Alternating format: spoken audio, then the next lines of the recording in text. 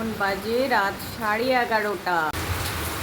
আজ বৈশাখ মাসের 4 তারিখ। ভাবে বিদ্যুৎ চমকাচ্ছে।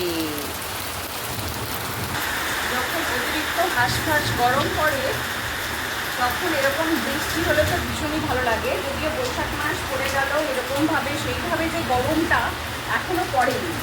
এই যে কথাটা বললাম, হয়তো কালকেই, আজকে রাতে বৃষ্টি হচ্ছে, কালকেই দেখা যাবে এরকম হাঁসফাঁস মার্কা গরম শুরু হয়ে গেছে। এদিন যেটা আমি বলবো মানে নেগেটিভ কথা, সেটাই পরের দিন পজিটিভ হয়ে যাবে। কিন্তু এই জিনিসটাই হয় না আমার। যদি আমি বলি যে আমার কয়েকদিন হলো কোথাও ঘুরতে যাই না, কেন সেদিন বিকালবেলায় ঘুরতে যাই না, বা পরের দিনই কোথাও বাইরে কোথাও ঘুরতে যাই না, এই জিনিসটা কেন হয় না দেখি না। আবার যদি বলি যে দুদিন ধরে শরীরটা ঠিকঠাক আছে, কাশিটা কম আছে, অ্যালার্জিটা কম আছে, সেই দিনই হয়ে যাবে বা পরের দিনই হয়ে যাবে। কেন কেন এই ব্যাপারটা হয়? নেগেটিভ যেটা বলবো সেই হয়ে যাবেই।